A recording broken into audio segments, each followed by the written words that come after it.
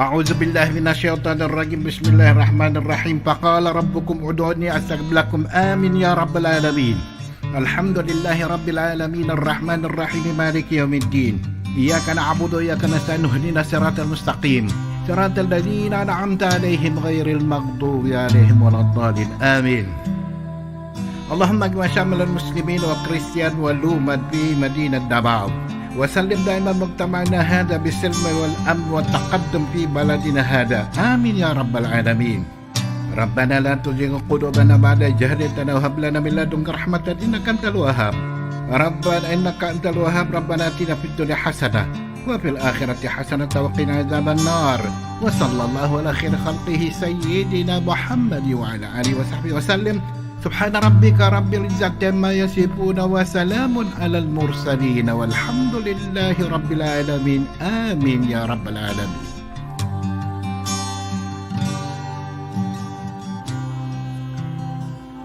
In the name of the Father, Son, and Holy Spirit.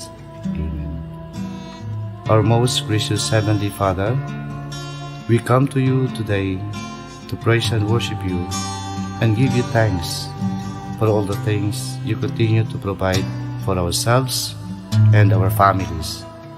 Father, we humbly ask for forgiveness for all the times we have offended you, when we forget to acknowledge your presence in the image of our brothers and sisters, and for moments we fail to be good stewards of the blessings you have given us. Continue to guide and protect each one of us, Lord, that we may always walk in the light of your everlasting love and mercy. Grant us, Father, with your comfort in times of distress and with your strength in times of weakness. Bestow upon us your unending grace and healing, that we may in turn become instruments of gentleness and compassion to others. We ask all this in the name of your Son, our Lord Jesus Christ, with the prayer and the intercession of our Blessed Mother. Amen. Manama, mawantog ka. Warpo ko iling ko'y ko. O Diyos, kahibulungan ka. Busa ikaw lang ang simbahon ko. Busa ikaw lang ang alagaran ko.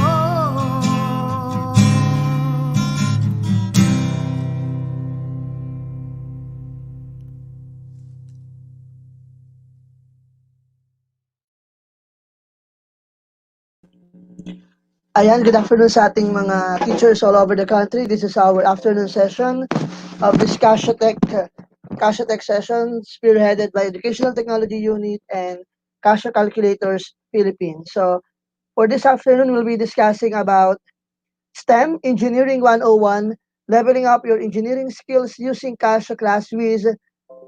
Siyempre, mag-discuss po niyan ay ang top 1 ng November 2018 Civil Engineering Licensure Examination. And to formally introduce our speaker and to give us an overview about our topic this afternoon, let us all welcome the Casio Educational Unit Head, the very supportive and dependable partner of Educational Technology Unit, Mr. Joel C. Serrano. Good morning, Sir Joel.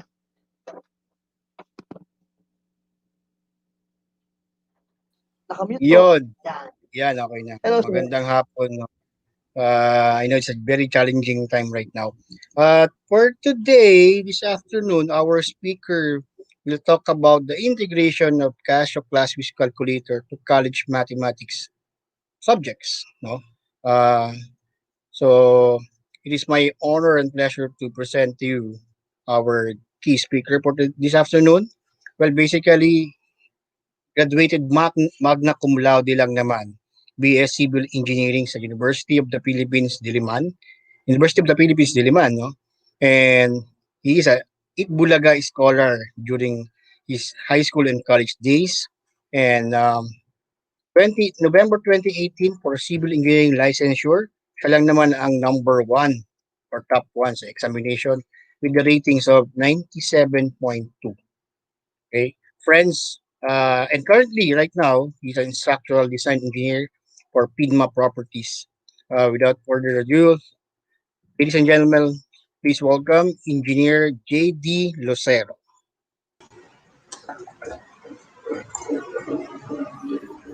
Good afternoon, Sir JD.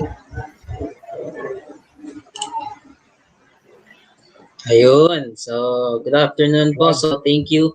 Yun, thank you Sir Joel no and Sir Vance Okay, no. So, take it away, so sir. hello. So, welcome Casio Nation. Yan. So welcome Casio Nation. So, welcome sa ating of the Casio calculators.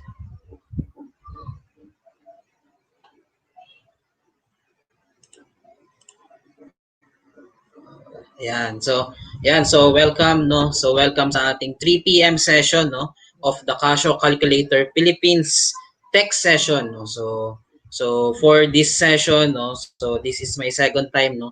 So I am very thankful sa opportunity na mabigyan ulit mapakita, maging part ulit ng yung webinar na to, no? And hopefully, marami kayong matutunan, no? Topic natin na to, no? So, for this session, so, ang i-discuss natin, so, the title of our session is Engineering 101, no? So, leveling up your engineering skills with Casio Classwiz.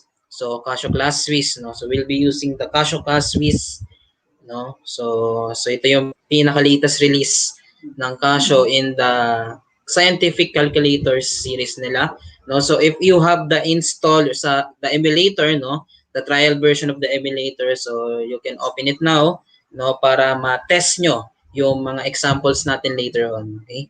So in my last seminar, so nag-focus ako sa higher engineering students, no. So the topics that I had in the previous webinar were of engineering, talaga hardcore engineering. Now this time, so from the title itself, which is Engineering 101, no, so this topic is directed to STEM students, no. So the STEM students in the senior high school and in engineering students in the first year college, no. So beginning engineering students, no. But yun nga, so because of that, no, expect that the examples here will very light, no. So to illustrate the features of the Casio Classwiz and also to illustrate the basic skills, no, na dapat meron ang isang beginning engineering student, no, pagpasok nila ng college. Okay? So without further ado, no, so let's start the session natin. Yan. So before that, no, so Casio Classwiz, no. So the time na nilabas siya sa market, no. So there are many people who ask, no, so what's the difference with Casio 991 ES? So is it better to use this? What are its features, no?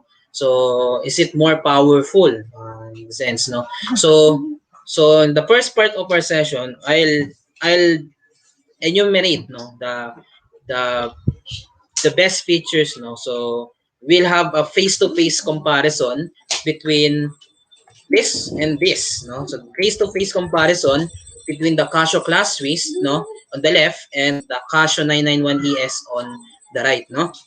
So okay, so let's start, no. So as you see, no, so physical appearance, no, you see the Casio Classwiz has this techy look, no. So the buttons are the print, no, yung mga numbers here, the keypads, no.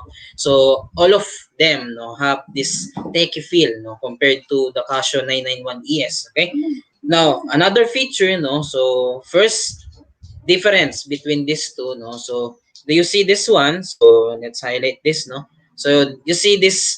So there are letters here, no. So there are options here above the numbers. So the matrix, the vector, the stat mode, the complex, and the base mode, no. So each of which, no, is accessible through shift and pressing the appropriate key, no, based on the appropriate mode, no. So yung current mode mo sa Casio 991 ES, no.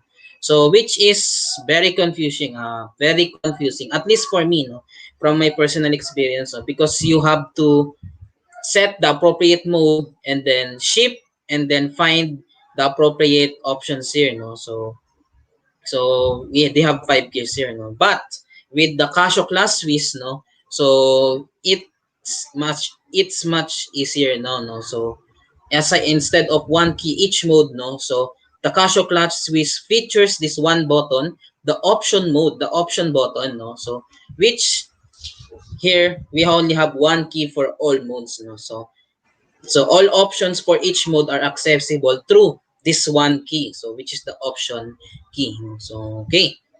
So we'll use it later, no? So in our examples, no? So you see, as you will see later. Okay?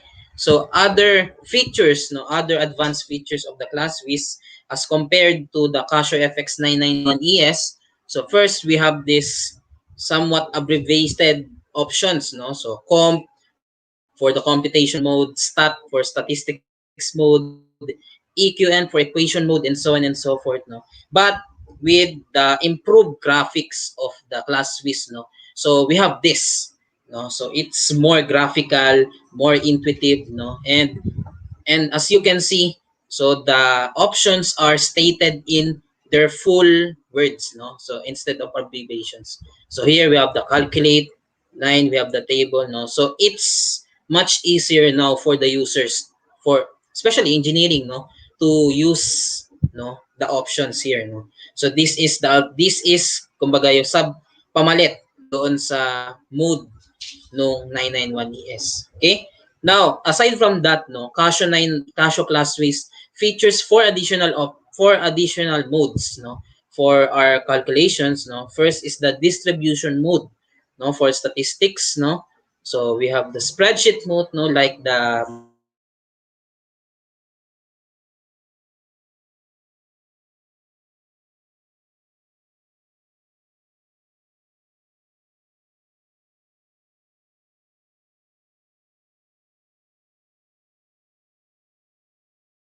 So this is mga proportionals natin, no, sa ratio and proportion problems. Okay? So that's it. So another feature is this one in the setup mode, no, sa 991ES. So we have this again. So we have this cryptic abbreviated options, no. Now with the Classwiz, they are stated in full words, no. So as you can see, it's more intuitive now, no. It's easier to understand, no, which options to choose, no, because the options are now stated in full words natin. So mat IO, line IO is now input output. So deg, rad, gra, no, which stands for degrees, radians, and grads, no. So it's now in the angle units option, no. So they are simpler to use kumbaga ngayon sa Classwiz natin.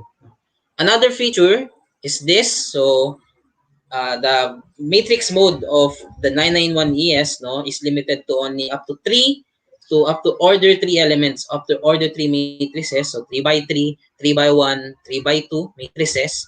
Now the Classwiz extends it to a 4 by 4 matrix, so on order 4 matrix, so 4 by 4 matrix, no? So you can now solve you can now solve matrix problems in 4 by 4 form using this matrix mode, no?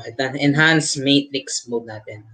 So another one, so for the equation solvers, no? So before, so we have these coefficients, no, put in proper places, no? So we have the labels A, B, C, and so on and so forth for this, no?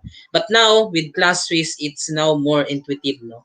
So you can now see, no, the coefficients are now placed here, okay? And you see that once you input all the coefficients, no, the resulting will be yun, the resulting is visually attractive, no. So ano na talaga siya, no, nakasulat na siya as yung polynomial na alam natin, no. So we have this coefficient of x to the 4, coefficient of x cubed, coefficient of x squared, coefficient of x, then constant term, no. So which is easier, no. So it's easier now to use, no, and it's now less prone to errors pag ginamit na natin siya to solve yung equations natin. Additionally, So nakikita nyo, it's dun sa 991 ES natin, which is only a third degree equation, no? So Classwiz now features a fourth degree equation natin, so which is displayed in the natural display mode natin. Okay? Okay, so other features, so systems of equations, so instead na you just put coefficients like matrices, no, you now see like this in the Classwiz, no. So meron na siyang mga kasamang variables, so variable x, variable y, variable c, and you just place coefficients as you see them fit here, no, sa system natin. Okay? Additionally, nakikita nyo, it can now solve four equations in four unknowns natin, no? Four linear equations, four unknowns, no? So next, the stat mode, no? So ito yung talaga yon, no? So ito yung actually pinaka favorite ko sa changes niyan. So as you can see, we have so for stat mode, no, in regression, no? So especially regression is used in research, no? So we need yung mga fitting curves natin, no, or yung regression curves natin, so which is cryptic in nature, no, so hindi natin alam kung ano ba yung form ng regression equation natin. But with the Classwiz, so ganyan na siya, no, so you can now easily see, no, yung form ng regression equations natin, yung mga best fit curves, no, and you can also see yung coefficients, no, na unknowns doon sa kanila, no? So which is easier to use now, no, mas madali tayo makakapamili kung anong gagamitin natin. Okay? So next, so we have this for the stat modes, no? So it features now a one-click, so a one variable calculation, no, in which you input all the,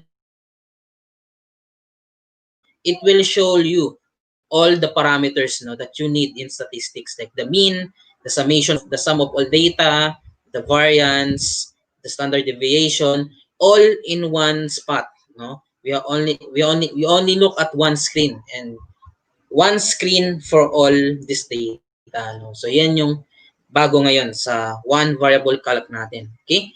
So next, so for the function mode or the table mode, no.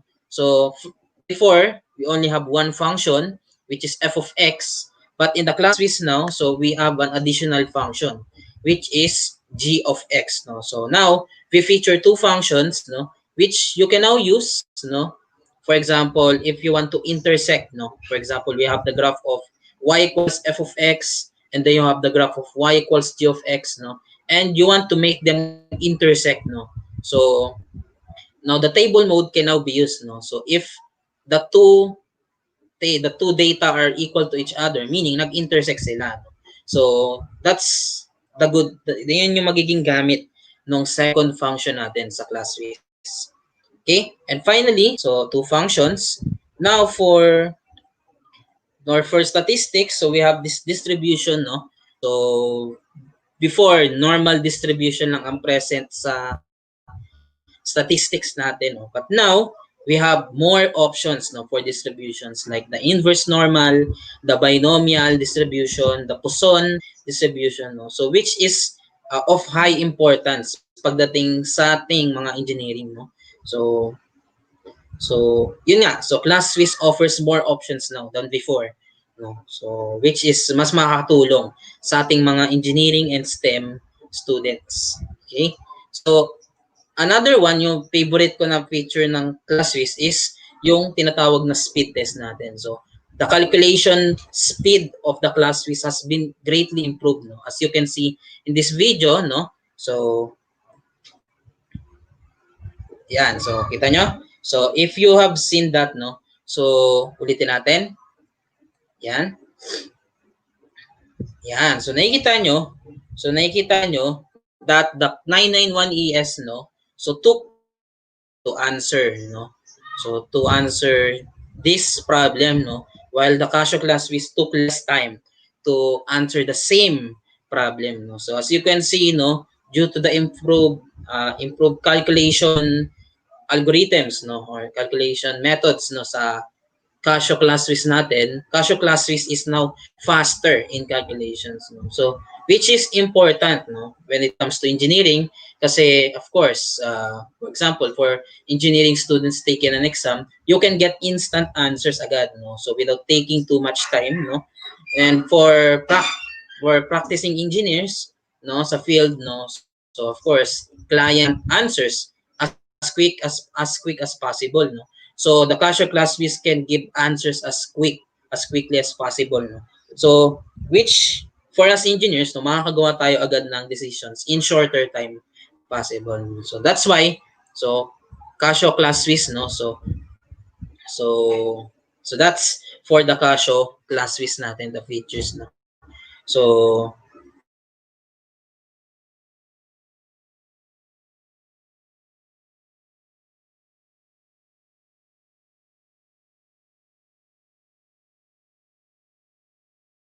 for this session, no, so carefully selected siya to illustrate yung basic skills, no, na kailangan ng isang beginning engineering student, no. So especially for the STEM students and first year engineering students, no. So you need to master or actually appreciate these skills, no, as beginning engineering, no. Okay? So first example, so let's go now. So first example is a particle moves along a horizontal line according to the equation of x of t. So this is a function, no? The name is x, so the independent variable is t. So x of t is equal to t cubed minus 90 squared plus 15t plus 45. So where x is in the position in meters and t is the time in seconds, no? So first question is to find the velocity of the particle at t equals to seconds, no? So we have the position, no? So we have the position. So let's draw it now. Yeah. So we have the position. So we have two new terms here. So we have the position and the velocity of the particle natin. So position, so position determines where in that line, no, where in that line or where in the space is the particle or the body, or whether for example tao or object or blocks, no, or balls. So where in the space is the particle located, no. So it is described in this problem using this equation, no. It is described in terms of time in seconds, no. So velocity on the other hand, so it is defined as, of course, how, kumbaga, intuitive, so kumbaga yung informally dinedefine natin siya as how fast the particle moves, no, in as specified in with direction, no. So how fast a particle moves with direction. Okay? So velocity, so mamaya pagkukumpare natin yan sa second problem natin. But velocity, so has magnitude, kung gaano kabilis, no, yung particle natin, and direction. So kumbaga kung saan papunta yung particle natin. So velocity has magnitude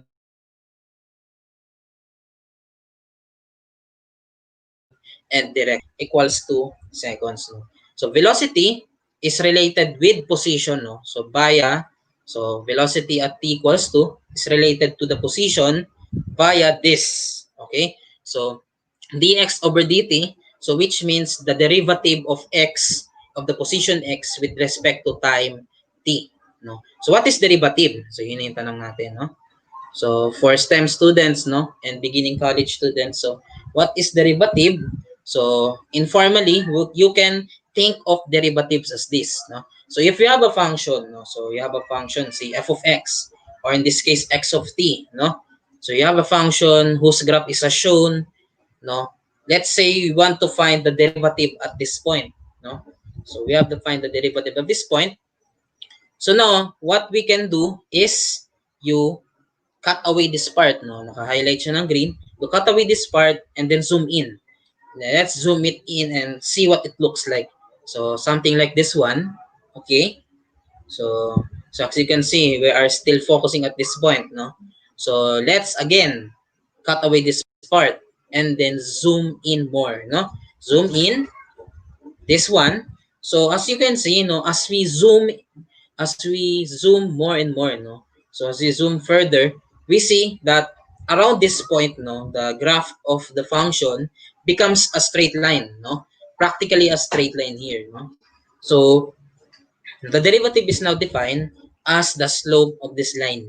Okay, so the slope of this line is defined is the derivative of this function about this point. So that's what it means, no, for the derivative. So now, balik tayo dito sa problem, no. So we want to find the derivative of x at time t, about time t, no.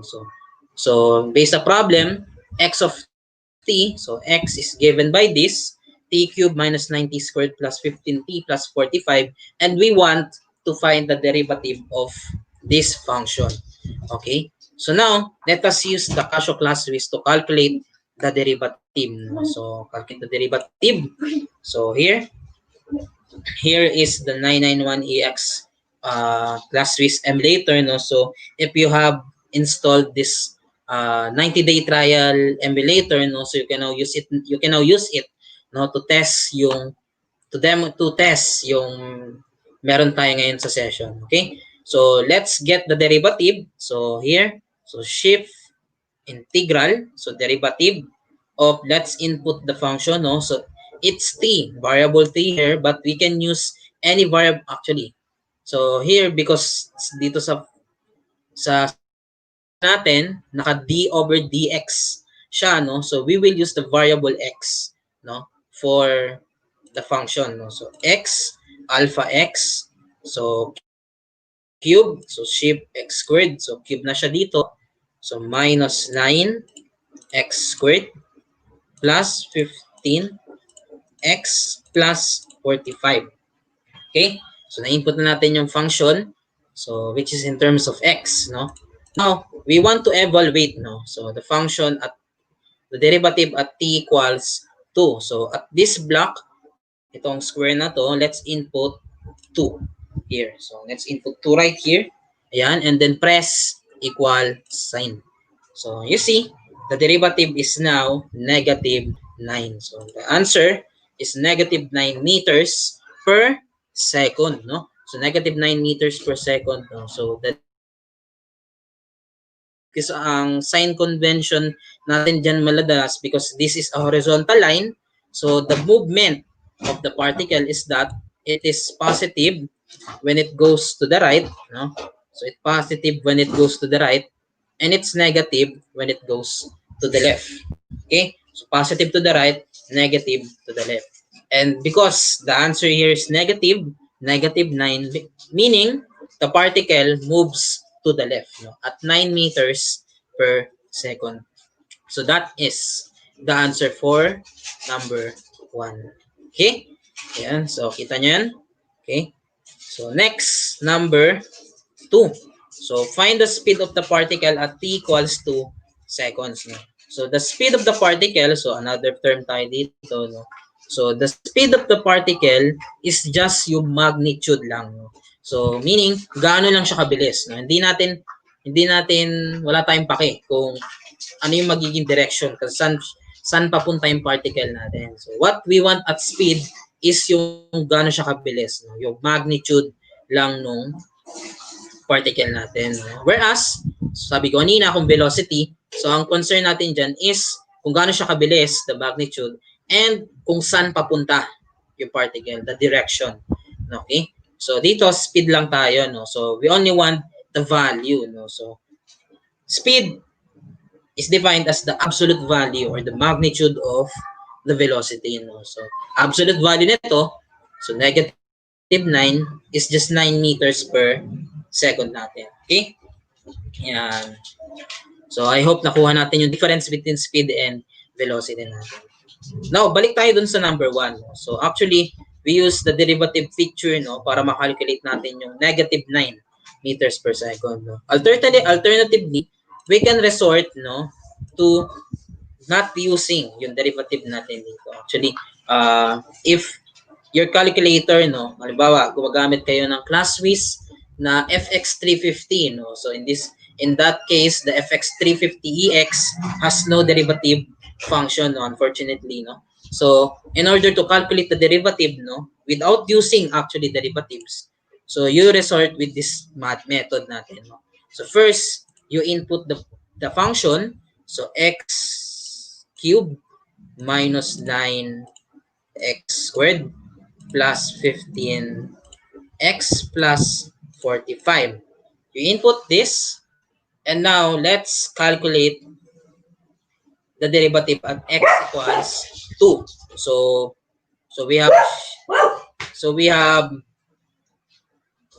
calc first. So let's press calc here. So calc.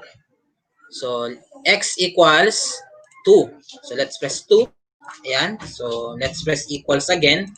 So you get 47. No? So, and then this 47, let's store it in variable. Oops. This 47, let's store. No? So store in the variable b. So answer B is 47. No? So ayun pala. Unlike dun sa 991ES, no, before we used to press shift store then yung proper variable natin. But with Classwiz, you don't need to press shift now, no. So store na agad. Store B, store A, store C, no. So one key less, no, pagdating sa atin. Okay? So now, nakalculate na natin yung at x equals 2. So now, balik ulit tayo dito. So by pressing up button, so balik ulit tayo dito sa function na to. And then press left. Yan, press left. And then, let's again press calc. Okay, so x equals 2. But this time, let's change it, no, to 2.000001. No? So, it's a small value, but it's close to 2. Yun yung tactic natin dito. No? So, 2.000001. So, take note yung inad natin. Take note natin yan. No? So, press equals again. So you get this value 46.99991. Then store it to variable A. Okay? So start sa variable A, may naka-store tayo dyan. Sa variable B, may naka-store tayo. So now let's calculate yung derivative natin. So which is equal to A minus B all over, ano yung denominator natin? The denominator natin, kung mapapansin nyo kanina, di ba? From x equals 2, di ba, nag-add tayo ng something. So, maging 2.000001 na siya. No? So, what we add is quantity 0.000001 here. No? So, A minus B all over 0.000001. We press equals here. So, you'll get negative 9. So, almost identical no sa previous answer natin, no, which is negative 9. No. The inexactness of this answer, so kasi may butal siya dito, no. So it's due to this method being an approximation. Kumbaga, no. So approximation lang naman to eh. So we expect na may butal yung sagot natin, but it's very close to our exact answer, which is negative 9 meters per second. Okay? Yan. So that's it for number 1 and number 2. So I hope nasundan natin yun, no? So next, number 3. So find the acceleration of the particle at t equals 2 seconds, no? So A, acceleration at t equals 2, so is defined as the derivative of the velocity with respect to time. So at t equals 2, no? So acceleration is, of course, gaano kabilis nagbabago yung speed or velocity ng particle natin. Okay? So, because velocity is just the derivative of position, it's just equal to dx over dt. So, it's now equal to d squared x over dt squared, or meaning, this is the second derivative of x. So, this one is the second derivative of x with respect to t. So, substituting the position x, so ito na siya. No? Unfortunately, kahit sa 991EX, we don't have the second derivatives natin. So there are two ways, no, para atakihin natin to, no. So first one is to get the derivative of this manually, no. So we have, sulat natin dito, if we have x is equal to t cubed minus 9t squared plus 15t plus 45. No? So we get first the derivative, no? So dx over dt, which is v, no? So equals 3t squared minus, so this is 2t times 9, so minus 18t plus 15. Okay? So that the first derivative is 3t squared plus 18t minus 18t plus 15. And then this one, this is what we will input in the calculator natin. Okay? So let's input. So derivative, okay, derivative of 3t squared minus 18t plus 15. So at t equals 2. So negative 6. No? So negative 6. So is the answer natin. So negative 6 meters per square second tayo dito. Okay? So that's for problem number 3 natin. No? So that's for derivative. So this is the derivative natin. Derivative negative 6 meters per square second. Yan, okay? So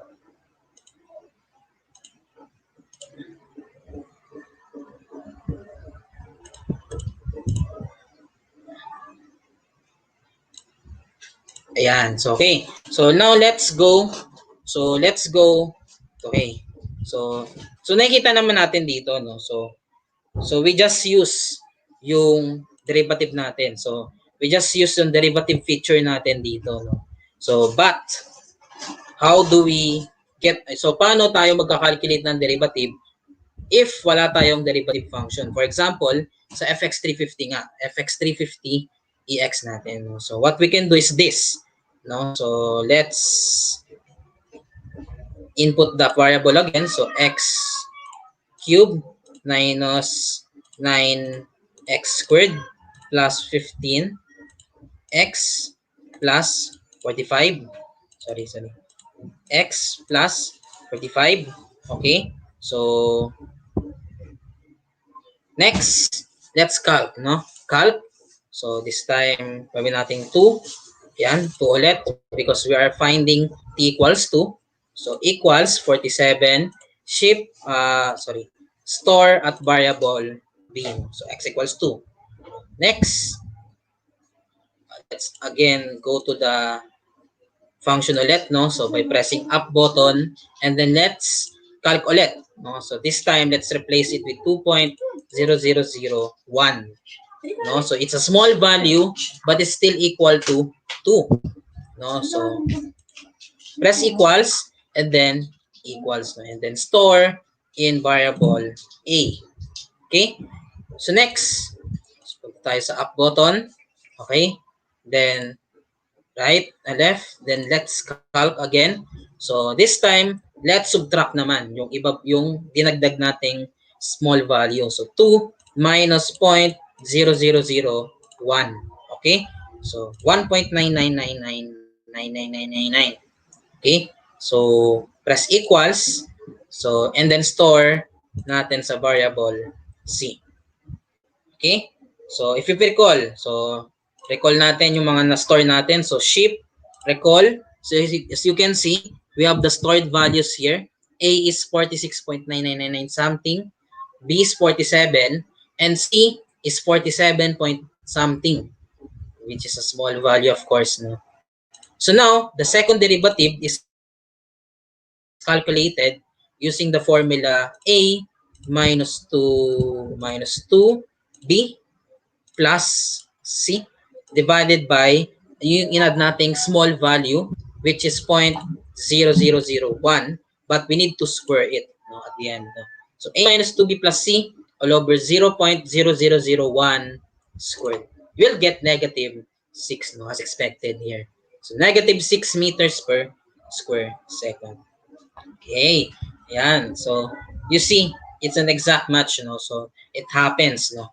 Nag-coincide lang talaga siya, no? But this is also an approximate procedure to get second derivatives. No? So to recall, for first derivative, so A minus B over some small value, so which is 0.0001, okay?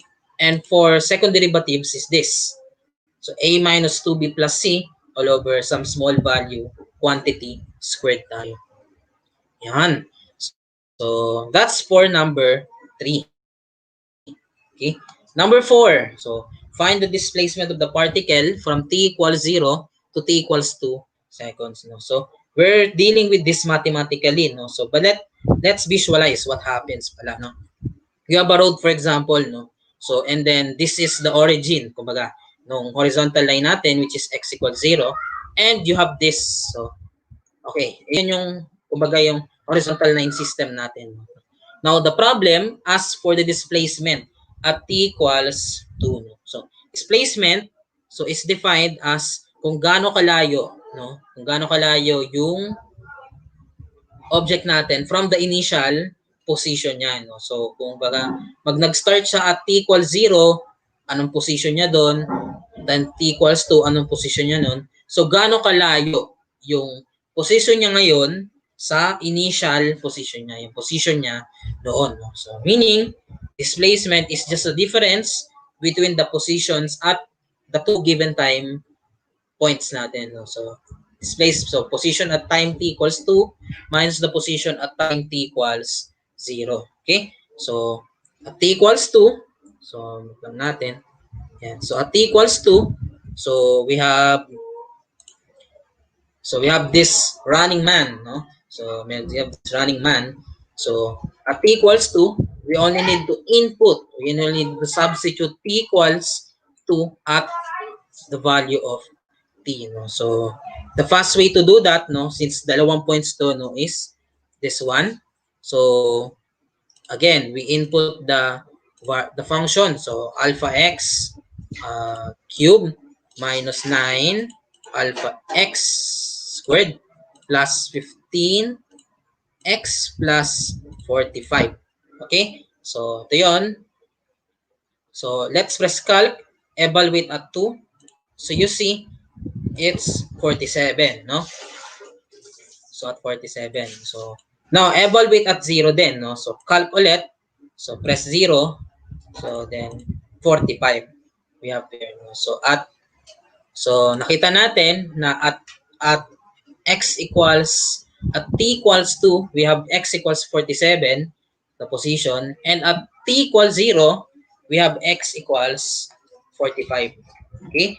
So, and then we get the difference nung dalawa natin. Kasi, sabi ko kanina, displacement is just how far this man, no, at his current position is from his initial position. No? So, time 2 minus time at 0. So, we get 47 minus 45 equal to 2 meters. No? So, that's for number 4. Okay? So, now, let's go number 5. So, find the distance traveled by the particle from t equals 0 to t equals 2 seconds natin. So we have distance, no? So, distance is yung total na travel niya, no, nung running man na to, no, from his initial position papunta sa final na destination niya natin tinatawag, no. So, dito we need to consider, no, kasi possible habang tumatakbo tayo, no, syempre nagbabago tayo ng direction, no. So, pwedeng pa forward tayo, after ilang seconds, pabalik naman. No? So, we need to find yung mga times na nag-change siya ng direction or nagbago siya ng direction. No? So, which is equivalent, no, to finding the time at which the velocity equals 0. No?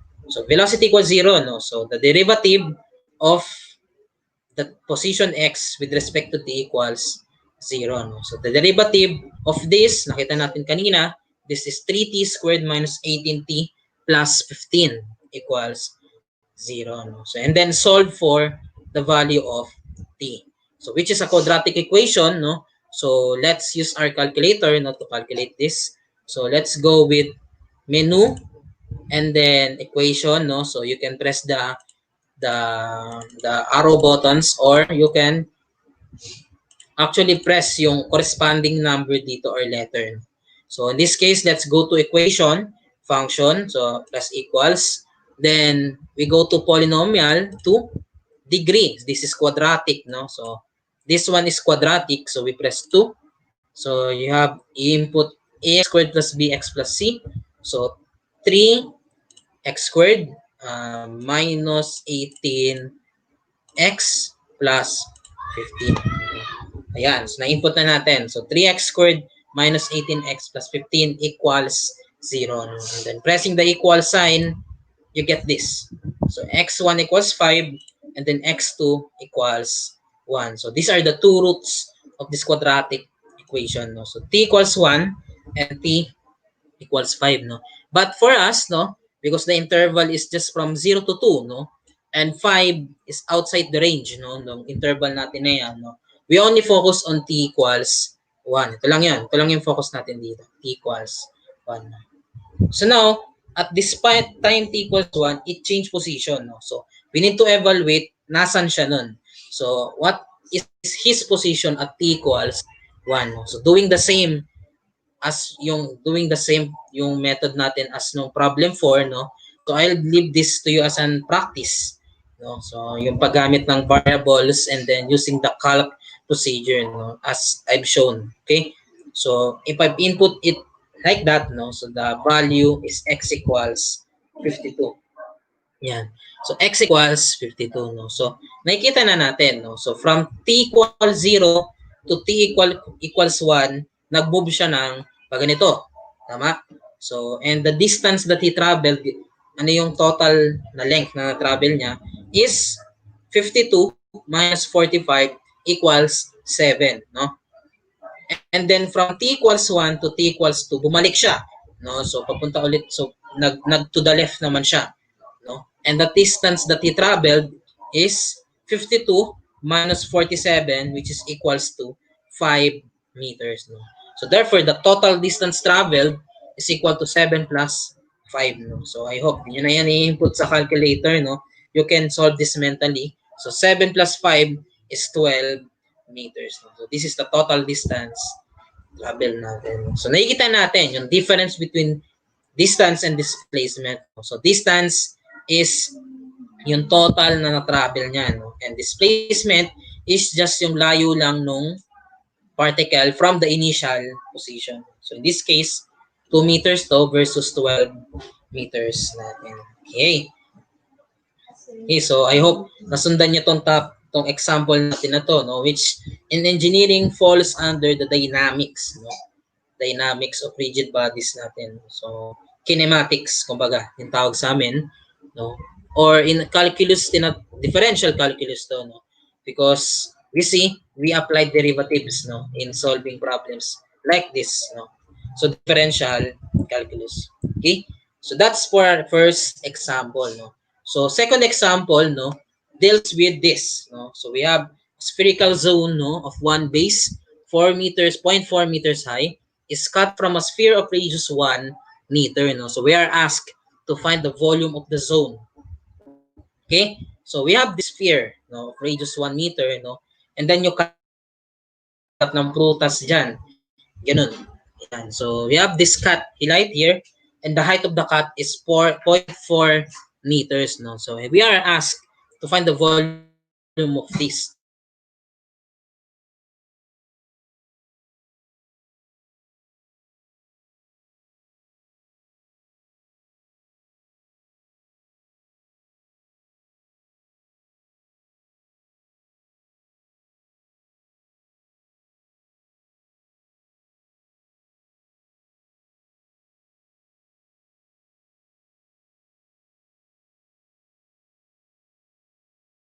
Na pagkuha natin ng areas and volumes natin, no?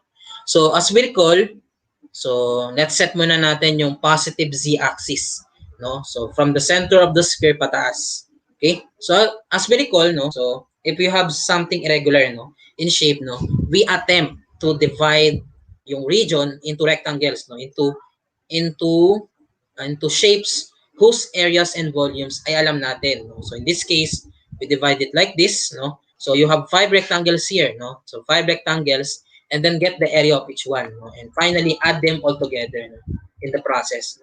That's how we get areas of yung irregular regions natin, no?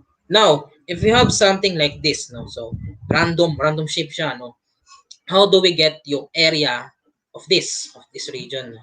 So what we can do is the same process, no? We divide this region into shapes na alam natin yung area, no? So ano bang pinakamadali?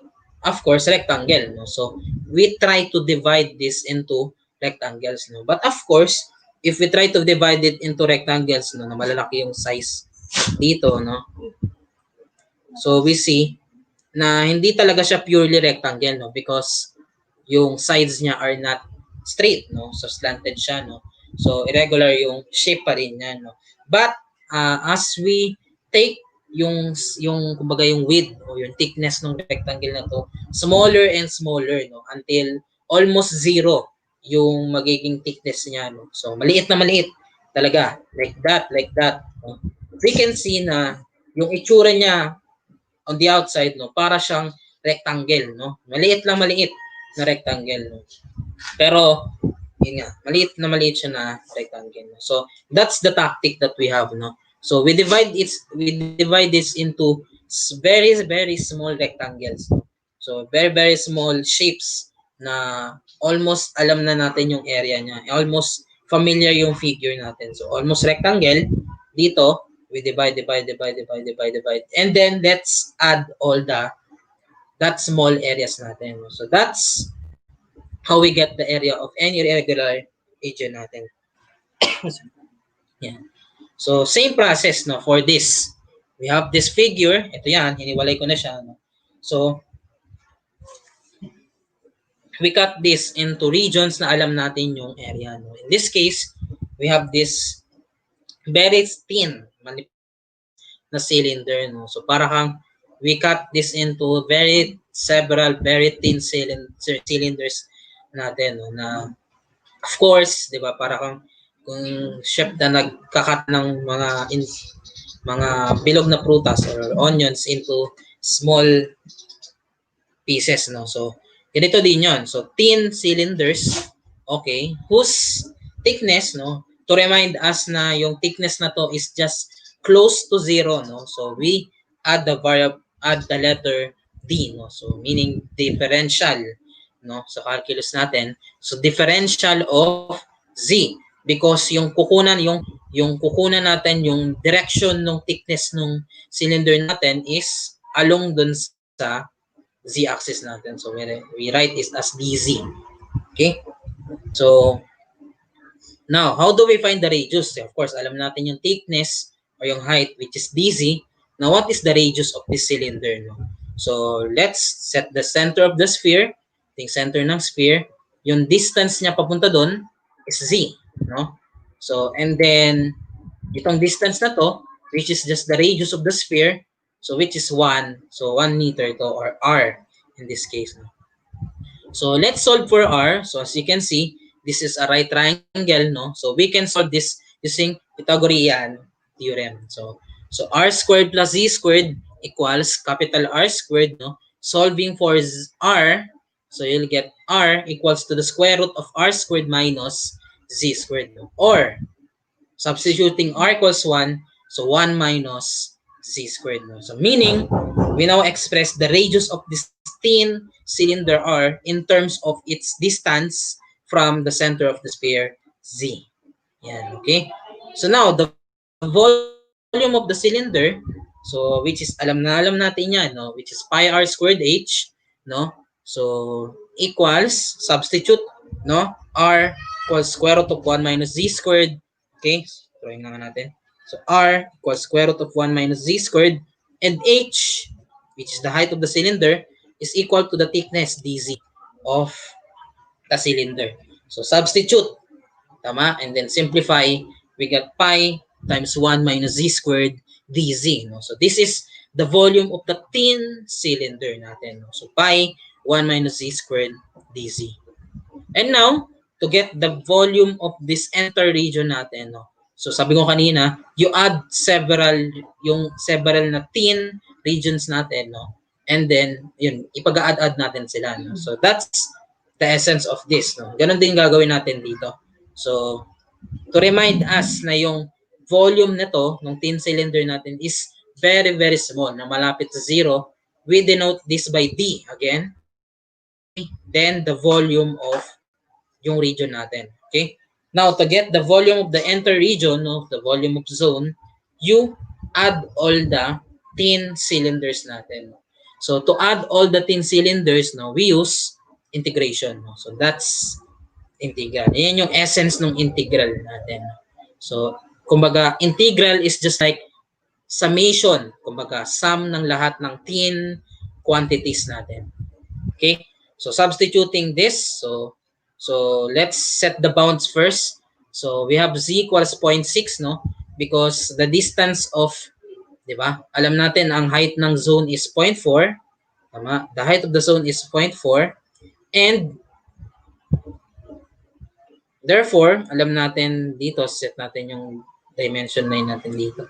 So the height of the zone is 0.4. But the radius of the sphere, alam natin yan. So therefore, 1 minus 0.4 is 0.6 meters. No? So yung initial natin, so ito yung nasa bottom, so 0.6 meters. No? So 0.6 and then sa taas, yung pinakataas, of course, we set z equals 1 meter. No? So the bounds are from 0.6, so these are the bounds, 0.6 to 1 of the volume natin. No? Substituting the d volume, so which is pi times minus z squared dz, evaluated, integrating from 0.6 to 1, no?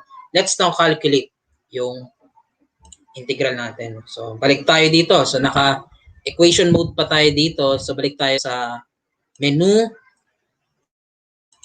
1. Ayan, calculate mode. So, okay, ayan. So let's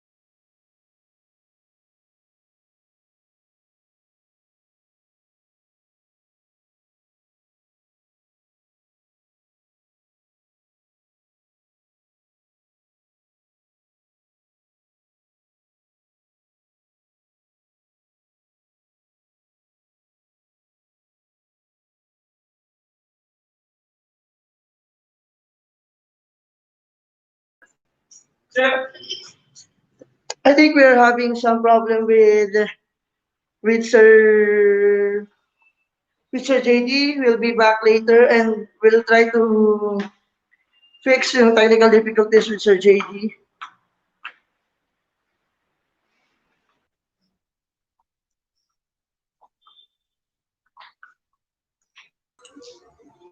Ayan, Sir Jaydee.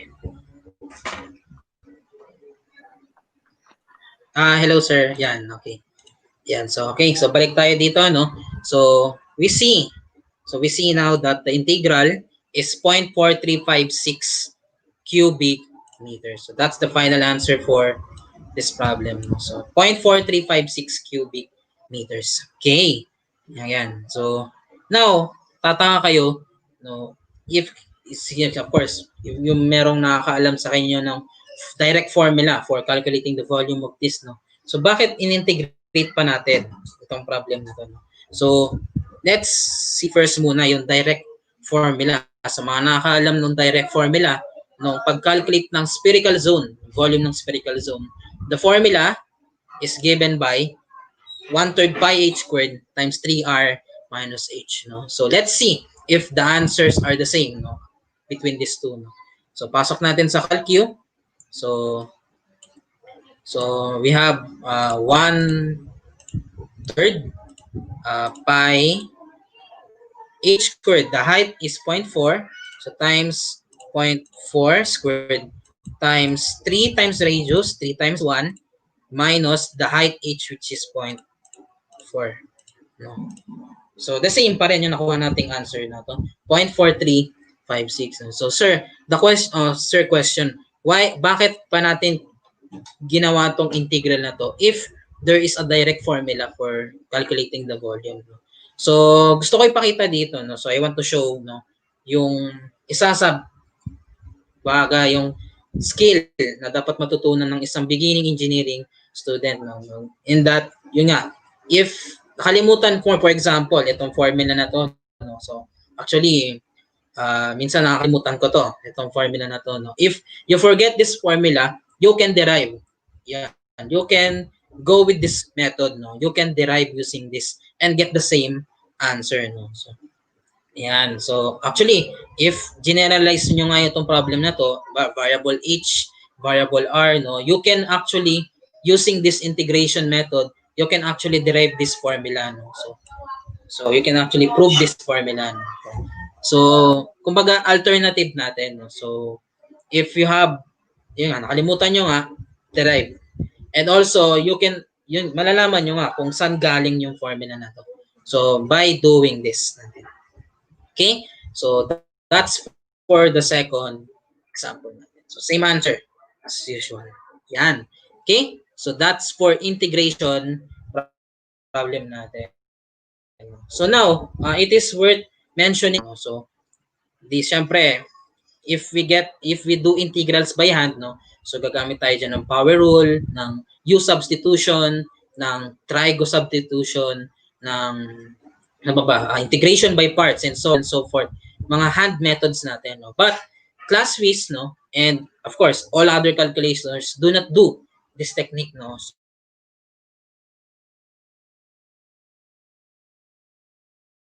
So let's discuss this shortly, no. So for example, so Classwiz uses yung tinatawag na Gauss-Kronrod quadrature method, no. So kung titingnan niyo yung, kung babasahin ng Classwiz, no, so it states that the calculus, so the integration feature uses the Gauss-Kronrod quadrature, so which is a variant of what we call the Gaussian quadrature family method natin. So what does Gaussian quadrature do, no? So for example, we have this function f of x, no, and then we want to calculate the integral, no, between these 2 points, no. So this is the lower bound, sa left side, and we have the upper bound, which is the right side, no. So we want to calculate the integral, no. So or equivalently, the area under this curve, no. So area under this curve. So you want to shade this, no, yung nasa baba. So the area under this curve is the integral of the function, no? So we want to calculate the integral using yung tinatawag Gauss-Kronrod quadrature, no? So what the calculator does is this, no? So evaluate at one point, so f of x at x equals x sub 1, and then you multiply it by a certain multiplier, no? So for example, ang factor ay 2.5, no, or 1.25, no. You just multiply the value of this function by a certain multiplier or a certain factor, no.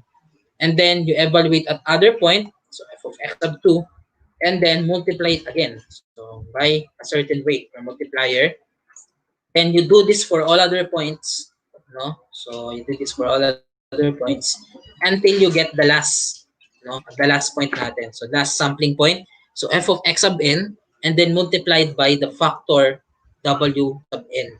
Okay, no, and then lastly, all of these weights times the value of the function, you add them all together. So the result of this, the result of this is the integral of the entire function. So as you can see, the advantage of this sa calculators, no, is that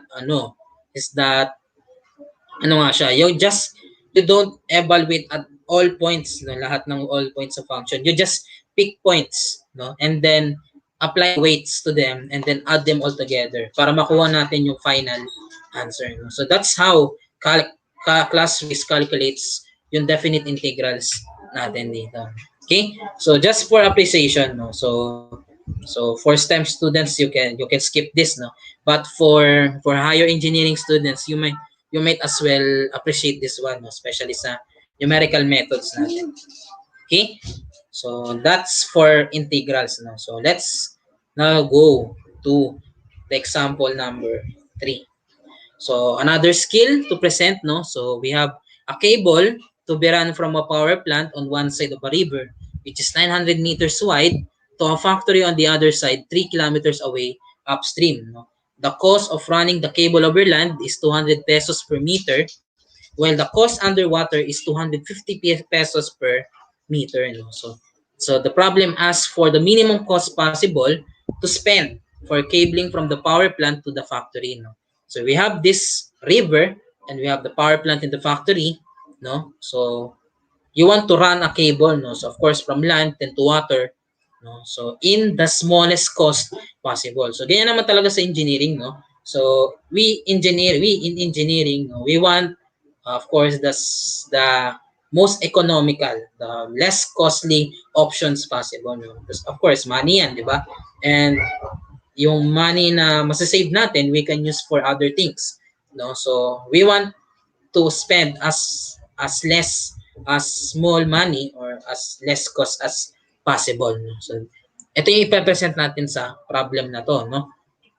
So, let's define X to be yung length nung cable na dumaan sa land, no? And then Y be the length of the cable that runs on water, okay? So yung dumaan sa tubig, Y, dumaan sa lupa, X natin, no? So let's define this length to 3,000 minus X because based on the problem, we have this distance, no? So we have this distance. Okay, so with this distance equal to 3,000 meters or 3 kilometers, no? So we have this distance 3,000 meters, no? And then this one is 900 meters, so which is the width of the waiver. So the width is 900 meters, no? So let us now calculate the minimum cost natin, no? So let us first construct yung cost as a function of x, no? Cost as a function of x, so is equal to the length x of the cable times yung cost sa lupa, which is 200 per meter, then plus y, yung dumaan sa tubig, okay, plus yung cost sa tubig, which is 250 per meter. Okay, now substituting y, which is we can deduce, no, using Pythagorean theorem, no. So this is a right triangle and where y is the hypotenuse, no. So we can now get the value of y in terms of these two legs using Pythagorean theorem. So this is the cost function natin, no? So as you see, it's now expressed in terms of x. So we can now solve the minimum cost, no. So the objective is to minimize the value of this, no. What is the minimum value or the minimum cost, this one, no? So to solve it using yung Classwiz natin, so let's do this. Ayan. So let's go with menu, okay? And then let's go table, no? So this one is table, so option 9, table. So press 9. So we have f of x, no? So let's input this variable. So let's input this expression. So 200x plus 250 times square root of 3,000 minus x quantity squared plus 900 squared. Yan, so na-input. So you can press left or right. So kung mahaba yung expression nyo, to recall yung in-input natin na expression. So tama naman yung in-input natin, no? So let's press equals, no? Now it's as, sabi ko nga kanina, dalawang functions na yung ina-ask ni Classwiz, no? So since isa lang kailangan natin, you can just press 0. 0 lang natin to, okay? 0. So start, end, and step, no? So start is yung beginning value of x natin ito. Beginning value of x, and is the ending value of x. So from start to end, okay? And then step is yung magiging increment, no? For example, if I press 0 here and then 3,000 here and then 200 here, so meaning the starting value of x is 0. The ending value of x is 3,000 and the step will be, the increment will be 200. So from 0, so 0, 200, 400, 600, and so on and so forth until 3,000. So yun yung mga points na i-evaluate dun sa table natin sa function. No. So ang start natin is 0. Tama naman, di ba? Because possible, the minimum possible value of x is 0, no? Pag nandito yung cable natin. Tapos diretso doon. No? So x is 0 at that case. No? Now, the end is 3,000. No? So that's the maximum possible value for x. If halimbawa mula dito, diretso hanggang dulo, then diretso ulit doon. So ganong configuration nakikita natin. So that's for x equals 3,000. So that's why yun yung pinili nating range for the value. So for the start and the end points natin. Okay? So meron na tayong start, meron na tayong end, meron na tayong step which is 200. No? So sa step, make sure lang, no? Sa step, make sure na yung step nyo is large enough, no? Para mas marami kayong data points na ma-output, and small enough na hindi lalagpas dapat dun sa memory. Yung kumbaga yung maximum number of lines na kailangan sa table mode natin. Sa 991ES, ang alam ko 30. Kailangan yung number of increments nyo is 30. The number of intervals is 30. Yun yung maximum, no? Beyond that, magkaka-error ka na. Memory error, no? So, okay. So, equals nyo. So, you see this, no? So, pagmasdan nyo mabuti. So, nakikita nyo dito, yung value ng f of x natin. Ayan, value ng f of x natin, pababa siya. Pababa, pababa, pababa, pababa, pababa, pababa. Tapos, at this point, umakyat siya, tama. So, from this one, so, pababa, bumaba siya. Then, after na to, umakyat. Okay? So, nagkaroon tayo ng change of, nagkaroon tayo ng change of change of direction ng values natin. No? So, from downward, naging upward siya. No? So, meaning, pag nagkaroon ka ng downward, tapos naging upward, di ba? So, may imagine nyo yung graph niya. No? So, yung lowest point nyo, nandun, di ba? So, yung pinakababa na value, that's the minimum possible value natin. So, in this case, yung minimum possible value natin is 735,000. So, occurring at x equals 1,800. So, pwede na ba nating sabihin na ito yung minimum value natin, no? So, generally hindi, no? So, kasi we need to verify, no, if halimbawa pag niliitan pa natin yung range, yun pa rin ba yung minimum value niya? So, yun yung kailangan nating tignan. Okay? So, here, so nag-minimum siya dito. So, let's get yung katabi, yung dalawang katabi niya. No? So, which is at x equals 1,600 and at x equals 2,000. Yan. So, ito yung titignan natin, yung dalawang katabi niya. So, let's press AC and then equals. So, ano ibig sabi ko? 1,600, tama? 1,600, 2,000. Then, itong step, babaan na natin. Let's divide it by 10. So, 20 na lang. Step is 20. Then, press equals. Okay. So, again, titignan ulit natin, no? So, pababa, pababa, pababa, pababa, pababa, pababa, pababa, pababa, pababa, pababa. Then, tumaas ulit yung value natin. So, as you can see, so, from here, pababa, then pataas siya. So, as you can see here, this one is the minimum possible value natin. No? So, which is, again, 735,000 yung value natin. So, kanina, 735K. Ngayon ulit, 735K. So, now, we are more confident that the minimum value is actually 735,000. No? So, but, for the sake of this problem, no? So, let's continue yung pag-analyze natin. So, ito yung minimum value natin at this point. Now, let's get yung two neighboring values natin, which occurs at x is 1780 and x equals 1820. No? So, again, equals, so 1780 and then 1820. The step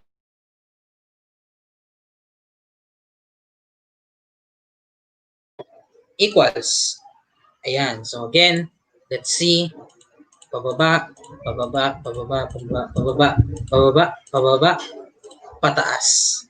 Ayan. So, as you can see, so, pababa dito, then pataas siya. So, again, the minimum value is this one. So which occurs again at 735,000. So yan, mas confident na confident talaga tayo that the minimum value is 735,000 pesos. Yan. So you can continue this process no indefinitely no.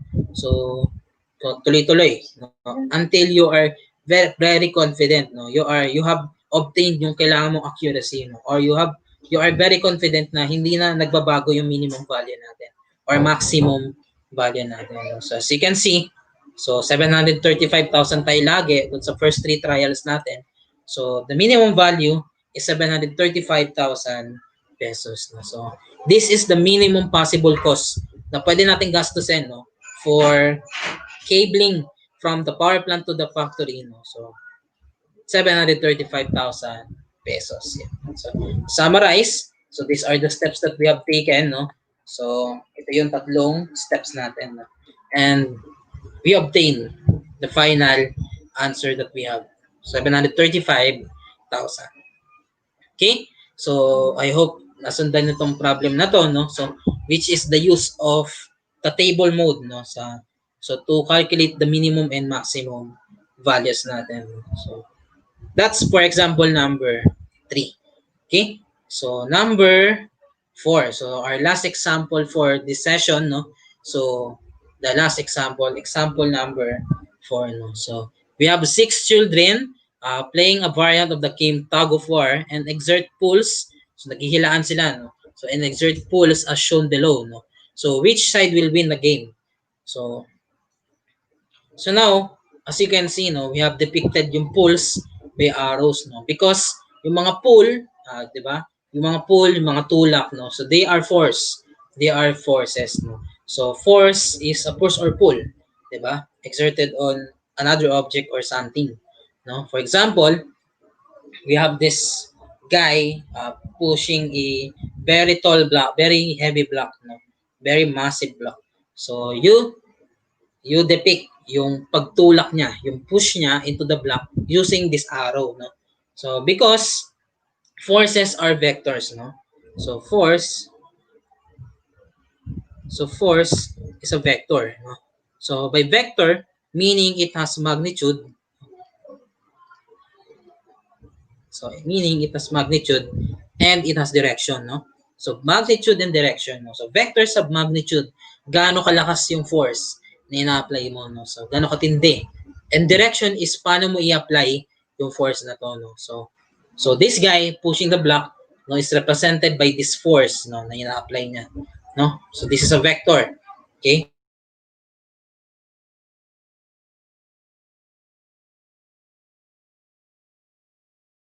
Sa kalaban, so is depicted by a force, yung tulak niya, no?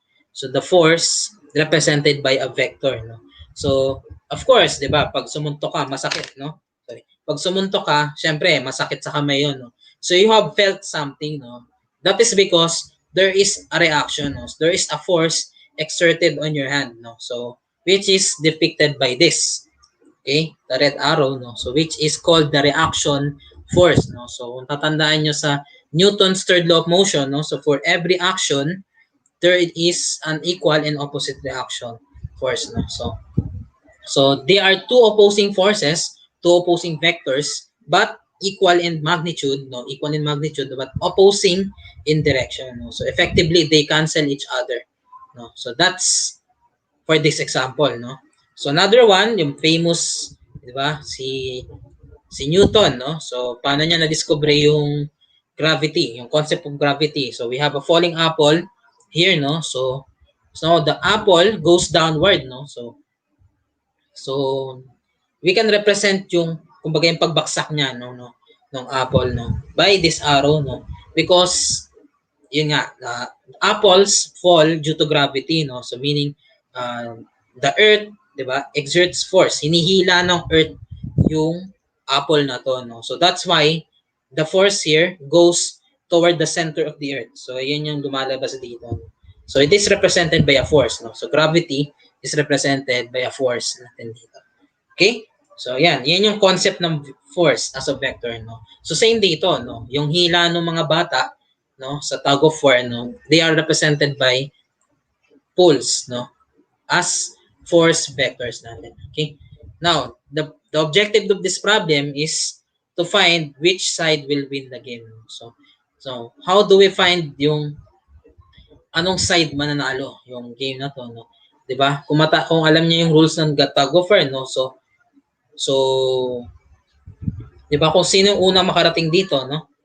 Is panalo na. Tama? Ay kung sino unang makarating, 'di ba? Kung sino yung unang side na makarating dito sa center na to, is yung talo, tama? And yung makahila ng opposite side is yung panalo, no? So basically, yung titignan natin dito is yung horizontal na forces na kailangan natin dito, no? So first, let us get yung tinatawag na resultant force. So resultant force. So sulat natin dito. So R dito na. So R equals resultant force, no? So resultant force, basically vectors to, di ba? Force are vectors and forces can also be added, no? So because vectors can be added, forces can also be added, like pero kakaiba yung pagka-add niya na, okay? So meaning resultant is just the sum of these vectors natin dito, no? So let's represent muna yung mga forces na to, no? For preparation sa pag-input natin sa calculus, no? So let's stick with the convention natin, no? So we have the positive x-axis, you measure the angle counterclockwise. So ganyan natin i-measure yung angles natin, no? So for example, for this 120 Newton force, so we have the positive x-axis, then measure counterclockwise, no? So what is this angle? So may kita nyo, this is 50 degrees, and we know that a straight line is yan. So nakita natin this is 50. Okay? So we know that this is 50. Okay? 50 degrees. So this is 180 yung straight line. So therefore 180 minus 50, so we have 130 degrees.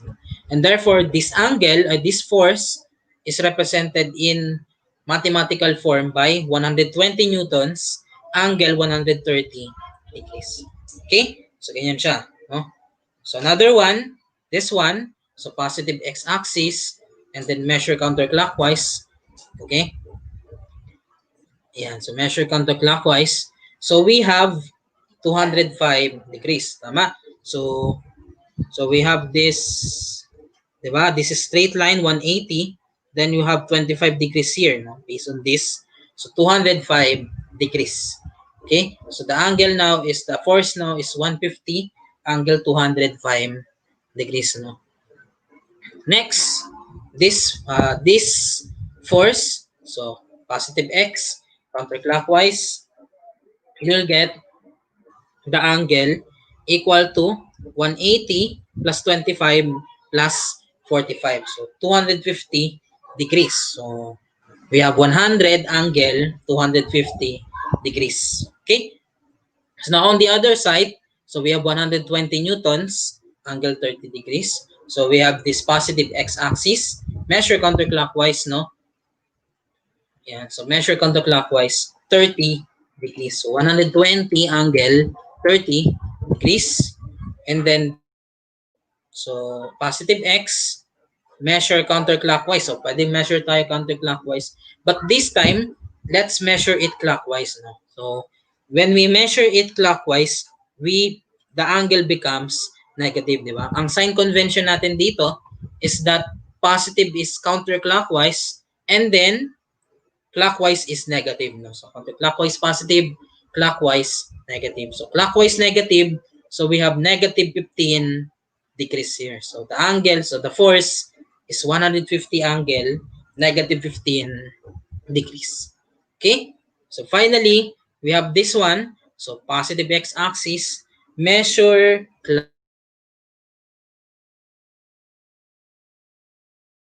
we don't know the angle, no? So the angle is not directly given in this case, but we only have this, no? So that this force daw goes one step up and two steps to the right, no? One step down, two steps to the right.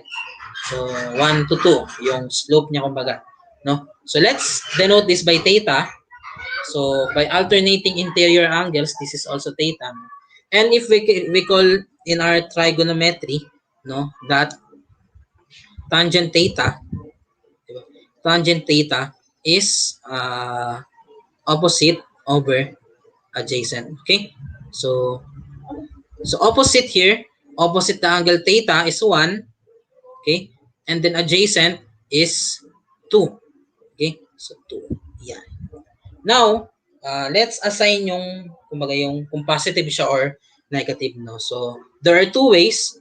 We know and then to the right. So meaning the one here, so downward siya, so negative.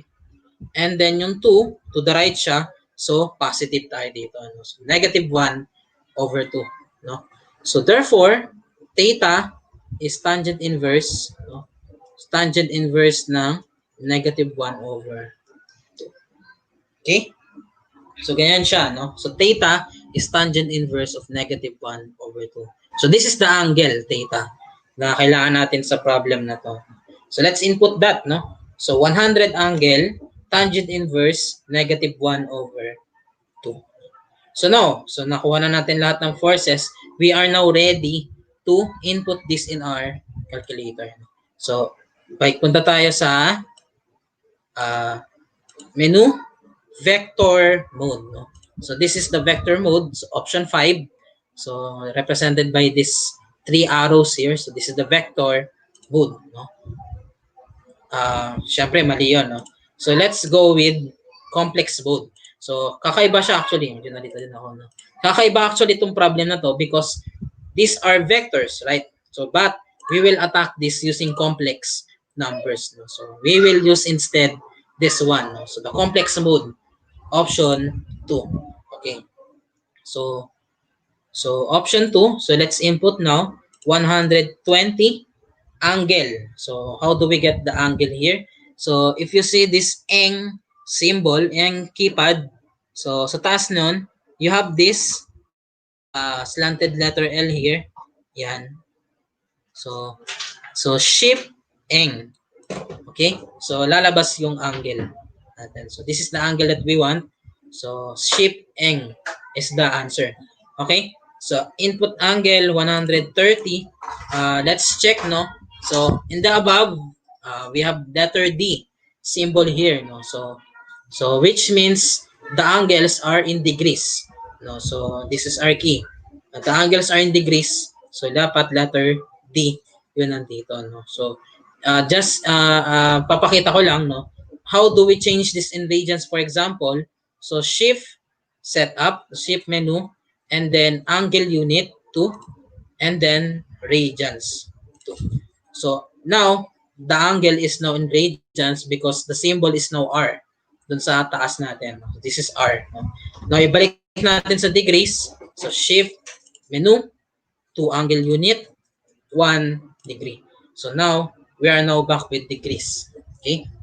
So 120 angle 130 plus 150 shift angle 205 plus 100 shift angle 250 plus 120 shift angle 30 plus 150 shift angle negative 15 plus 100 shift. So tangent inverse, so shift tangent inverse negative 1 over 2. Ayan. So let's press the left and right keys, no, to make sure na tama yung input natin. So let's check.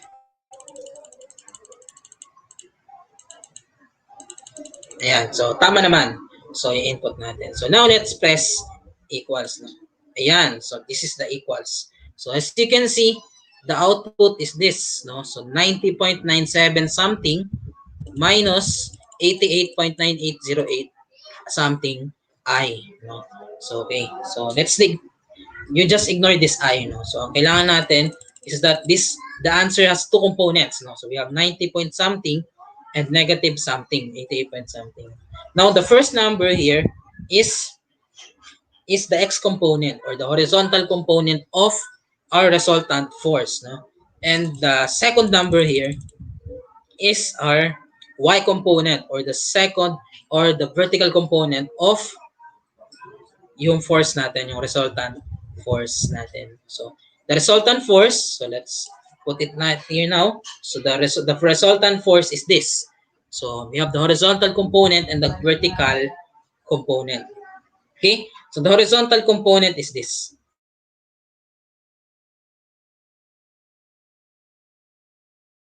Favors the right hand side no? Because the resultant force is positive. No? So, positive meaning it goes to the right. Okay? So, positive to the right. Tama? So, the resultant force goes to the right and hence, ang magiging conclusion natin dyan is that this one, yung right side natin, mahihila niya yung kabilang side, no? Papunta dun sa kanila, papunta sa right. Okay, so therefore, the conclusion is that the right side will win the game natin. Okay? Ayan, so nasagot natin yung which side will win the game. Okay. But of course, no, which side will win the game, no? As an engineer, no, as engineering students, no, you can actually deduce, no, kung ano yung magiging sagot natin based on observation lang, no. So, that's one key skill na kailangan nyo as engineers or engineering students, no. So, in this case, we want the horizontal components, no, para manalo kayo sa tag of war, no. So, as you can see in yung sa appearance ng forces natin, 'di ba? So, we have this sa left side, we have this 100 Newton force. Nero, 100 Newton nga siya, pero yung horizontal component naman niya is so small, no? Kasi kung makikita nyo tong force na to, this force is close to being vertical, no? So this is close to being vertical na it has no help doon sa forces natin, okay? Now, on this side naman, sa right side, we see that all the forces are almost close to horizontal, being horizontal. No? So, it exerts yung maximum effect no, nung kada isa. No? So, although naka-incline pa siya, no? But it is more closer to being a horizontal force. No? So, that's why the right side no, has more horizontal forces exerted no, compared to the left hand side no, which has less less horizontal force no. So therefore the resultant is going to the right no. So yun yung nakikita natin dyan no. So by observation no.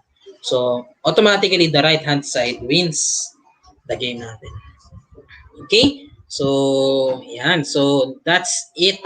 So finally natapos na tayo no. So that's it for our session today no. So dito na ipakita natin yung apat na examples that will show how wonderful, so how amazing Casio Classwiz is no to use no.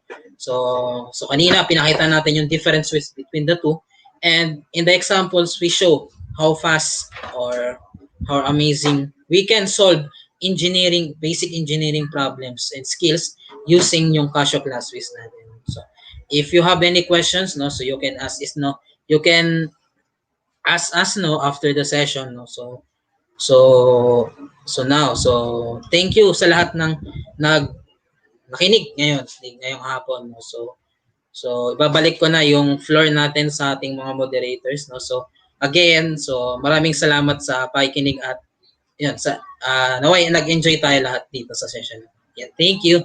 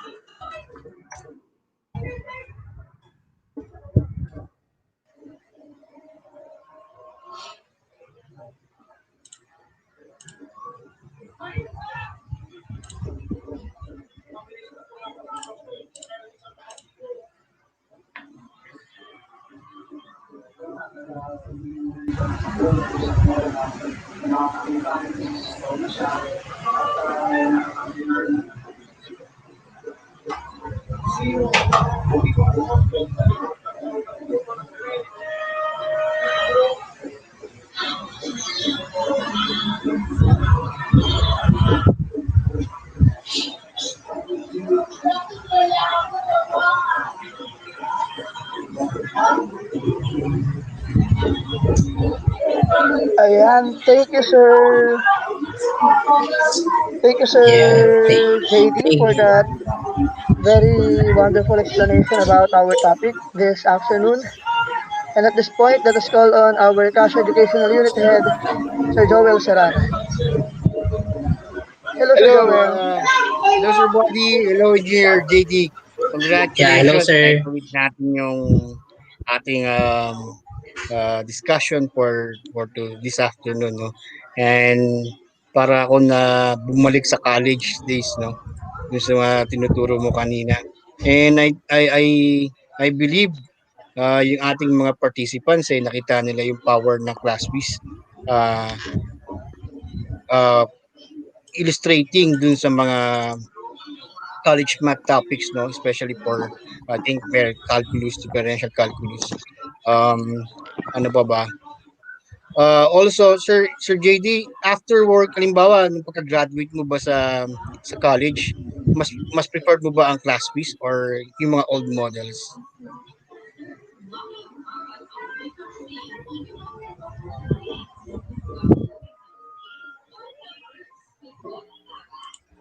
Sir JD.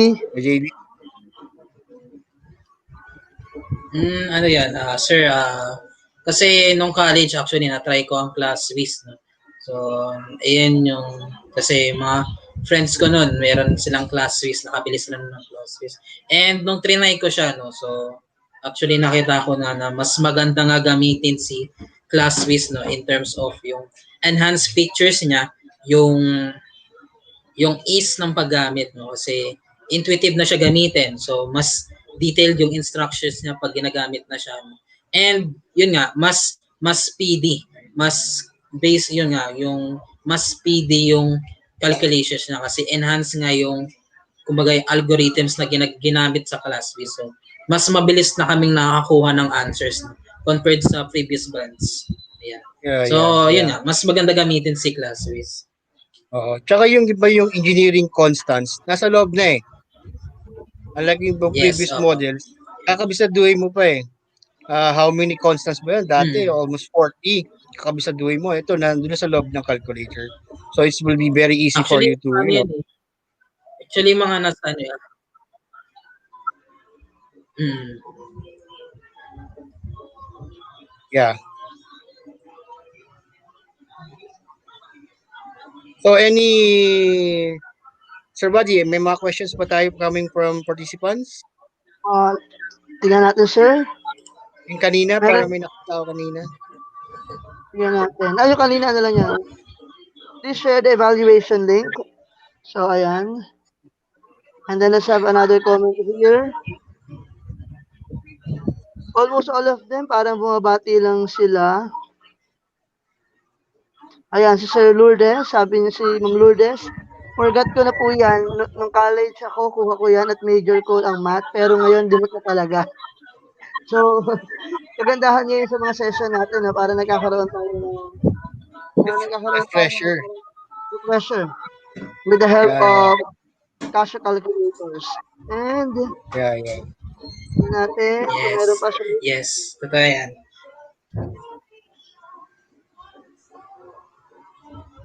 So far, sir, wala nang mga comment. And kanina nasabi ni Sir JD na parang nung nag-aaral siya, wala siya nung mismong calculator, parang yung kaklase niya lang yata. Hindi ko alam kung tama yung pagkakarinig ko. So, sa ngayon, no, our teachers can download the emulators and Yeah, it's for for free. free, and pwede nila magamit yun sa kanilang pagtuturo. Yeah, it's good for 90 days trial. So, it's for free naman. Hindi magbabago yun. Ayan. So talagang binibigay lahat sa atin for free ng Casio, and we can use it lalo na ngayon na we are using this distance learning. Sir JD, any comments about that?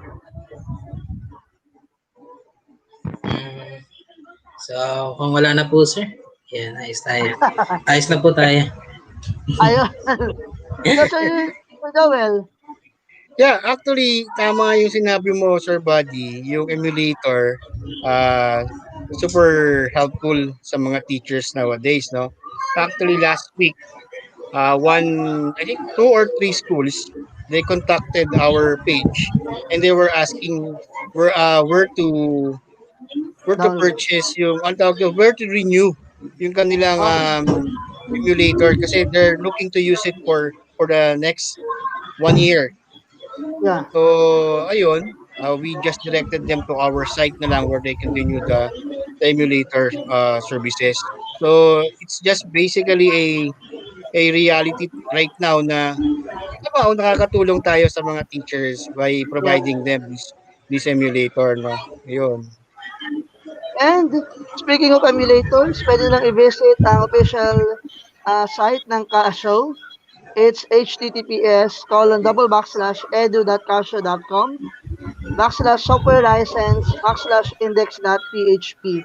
Kung gusto po nating ma-download yung mga emulators po natin, pwede po nating bisitahin ang official site ng ating Casio Education Philippines. And to get to know more about their sites and their programs, we have this official Facebook page. It's Casio Calculators Philippines. Correct, And, correct, correct. di ba Sir Correct. Joel? Sir Joel, ano Yes, pa kaya that's right, in-expect that's right. So, ano pa kayo in-expect ng mga participants po natin? actually, I think uh, I think in the next weeks or the next few months, I invited Sir Jaydee to come up with some videos para sa recorded videos para sa mga how to do's para sa mga engineering courses using the calculator of Classwiz. Okay ba tayo doon, Sir JD? Yeah, okay na okay Right. tayo din, sir. Yes. Yeah.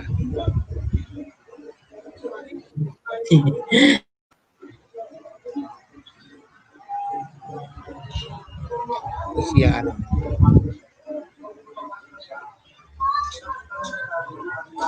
Ayan, Sir Joel, thank you. So, alam ko kanina may sinabi si Sir Joel na meron pang mga activities for Casio. And Yes, yes, yes. abangan natin yan, Sir Joel, no?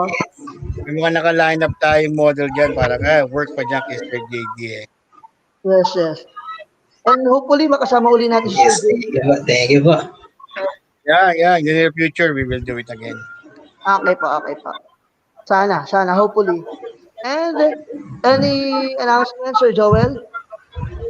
That's it from Casio. So just continue supporting us. Basta kami hanggat may guro, may Casio. Yeah. Okay? Kung DepEd And of course, like to say thank you to DepEd ETU for your continued support to this very valiant project of ours. Okay. So once again, I think that concludes our session for today, Sir Joel. Wala Yeah, tayo yeah. mga... Thank you, Sir JD, and congratulations Okay, thank for you, this Sir J. wonderful presentation. Thank you po, Joel. sir. Thank you.